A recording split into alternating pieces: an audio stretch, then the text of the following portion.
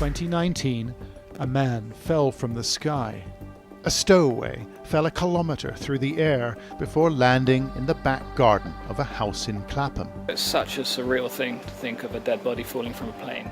The body just missed a tenant reading a book on a sun lounger. They could hear the sound of that impact from a few doors away. Nobody knows who this man was or why he decided to risk his life to make it to the UK. But I was determined to get to the bottom of this tragic story and find out who the stowaway really was.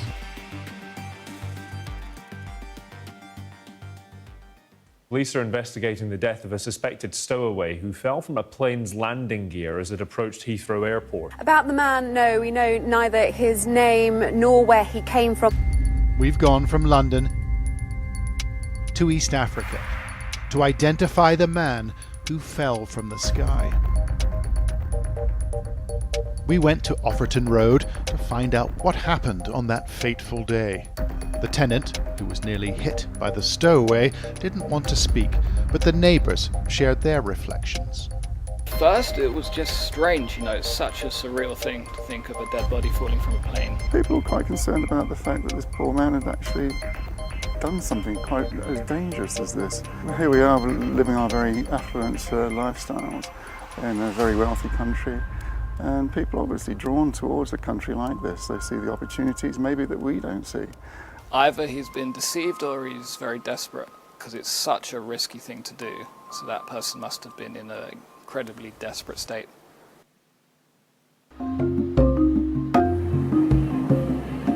With money and the proper papers, you can fly from Nairobi to London at 9:30 every morning. But the stowaway had neither of these. Instead, he'd hidden in the wheel bay of a London-bound jet. At the time, airport officials told us the identity of the stowaway was a mystery, adding, "No one from the airport's gone missing." So we decided to investigate ourselves.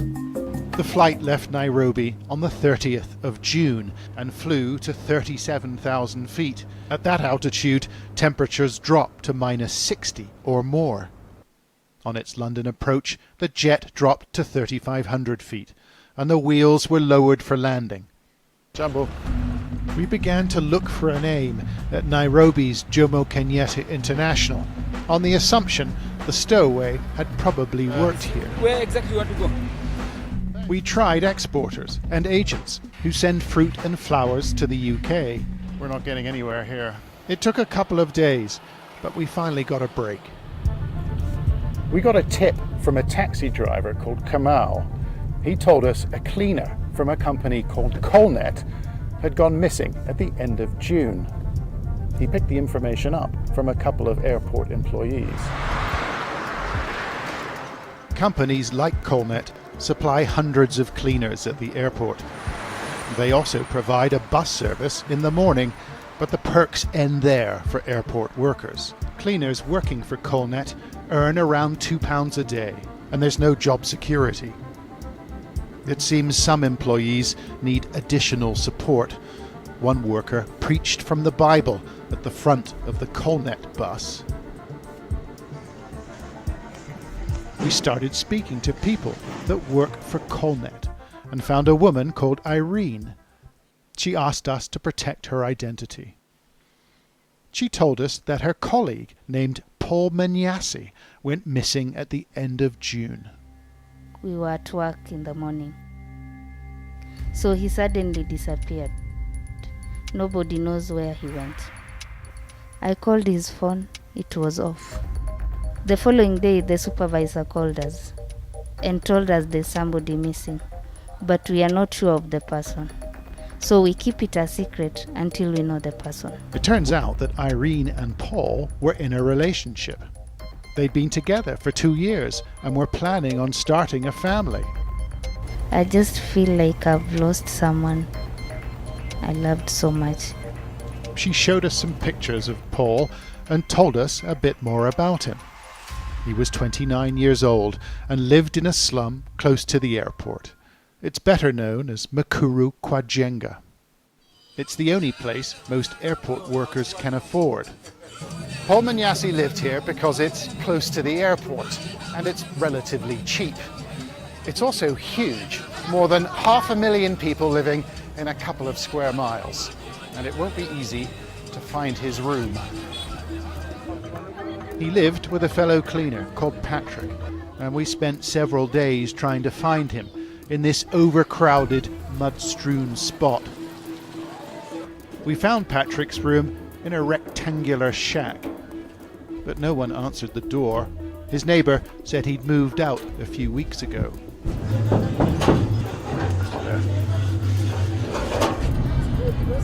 However, we got a number from a contact, and a meeting was arranged after dark. Patrick used to work at Colnet, and he wrangled Paul a job there too. He didn't want to reveal his identity. Paul was a friend of mine. We come from the same county. We went to the same school.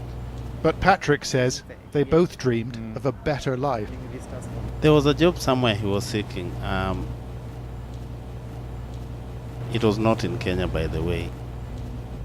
So, Paul Manyasi was looking for a new life overseas, and he disappeared on the same day the stowaway boarded the flight to London. But Patrick wasn't sure it was him. Do you think Paul Manyasi was the stowaway? I cannot know, but I cannot know if he flied. You're not sure. I don't know. Patrick wasn't certain, and neither were we. So we asked the Metropolitan Police if there was anything they could share. They responded with this. It's an e-fit picture of the victim and some images of his things. Basically, this is a computerized mock-up, a guess of what the police think the stowaway looked like before he fell out of the plane. They've also provided some pictures of the clothing he was wearing and some images of the personal effects he left in the landing bay of the aircraft. And I think this is a big deal. We need to take these images back to Kenya and see what people think. We went back to meet Paul Manyasi's girlfriend, Irene, who'd left Nairobi for the family plot in rural Kenya. We found her on the outskirts of the nearest town. There she is. There's Irene. She agreed to look at the police photographs, an opportunity, she said, to be sure. I began by showing her the e-fit picture. Does that look like Paul to you? They look alike, but he wasn't dark. He was not dark, but the face resembles. How about this bag? Yeah, he bag ni yake. And it was written somewhere. It must be written somewhere here. MCA or something. MCA was written on the bag. Okay, because I've got something else to show you. You can take that.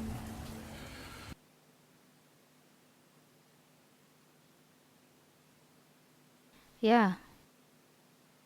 MCA somewhere. That's his bag. Yeah. Okay. What does it stand for? Member of County Assembly. Member of County Assembly. Yeah. Why would he have that on his bag? He liked to be called that name, like a nickname. Like that was his nickname, MCA. Okay. Member of County Assembly. It's a bit like calling yourself MP or Honourable. Do you think Paul Manyasi is the stowaway? Yeah. You do? According to these pictures. No. You're sure, are you? Yeah. Okay.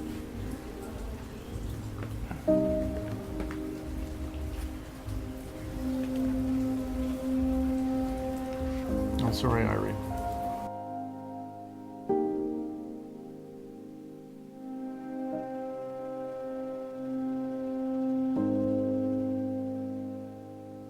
Irene doesn't understand it. Maybe Paul acted on impulse, she says. Yet Paul Manyassi's fate was sealed when he lodged himself underneath a long-haul Boeing 787. We spoke to aviation expert Guy Leach in the wheel bay of a Boeing 747. You can imagine a stowaway could get up through the gear legs, get in through that crack that would be about this high there, and climb along the spar, the lower spar, and stand in that corner there. And he'd probably think to himself, made it, I'm safe, okay, I've done it, okay. And then of course the aircraft takes off and the noise from the engines, it must be absolutely terrifying.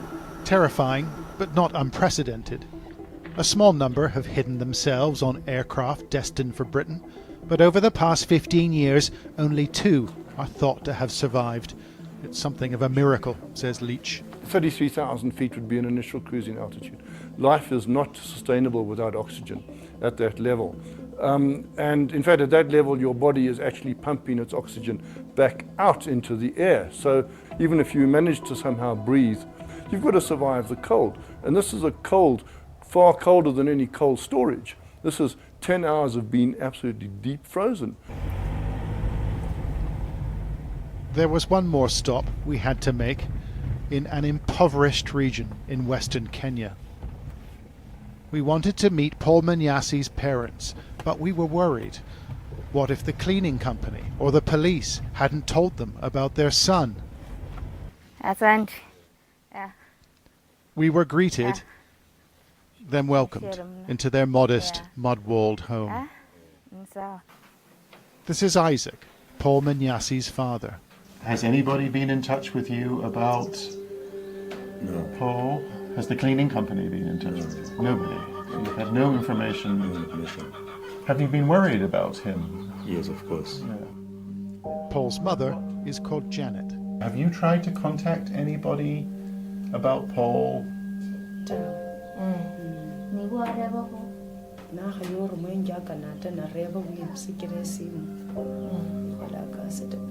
A picture, it is an approximation. We showed them the photos from the Met Police, and we asked if they recognized any of the stowaway's things. That one, he used to have it. He used to have this one. He used to have that? Yes. Yes. This one. He used to have this one. You recognize that, do you? This one, yes, this one. Okay. The shoes. Okay. The bag, the shoes, a pair of underwear. Those were Paul's, they said. It was clear their son had fallen from the airliner.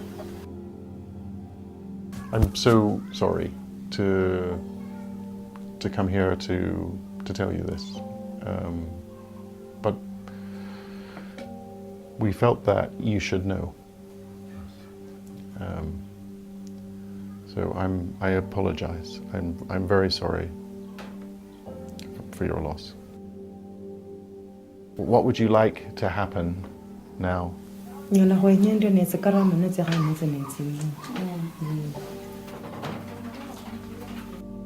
Isaac and Janet are desperately poor. They cannot afford to say goodbye, but they deserve to know what happened to their eldest son. Paul's mother, Janet, said a prayer as we left, and they quietly and politely thanked us for coming. And we didn't expect that. I mean, their resilience was extraordinary. It was remarkable. We went to the people who run Nairobi's international airport, the Kenya Airports Authority, and asked them for a response to our findings. We had an appointment with the managing director of the Aviation Authority. That's been cancelled. Apparently he's got to go and see the Minister of Transport, but I think they're worried. I think they're concerned. Do they agree with our conclusions about Paul Manyassi, we asked? Does it represent a serious security breach? They didn't reply. We also went to cleaning company Colnet. Can they confirm the 29-year-old went missing at the end of June? They didn't reply either. He was relatively young, at 29 years old. His friends said he was funny, and he was ambitious too. But there were too many obstacles in his way, for Paul was a cleaner on £2 a day, with thousands ready to replace him. We think he took a chance, threw caution to the wind, then paid the price in a garden in South London. The dream had died, and the man was ignored and forgotten.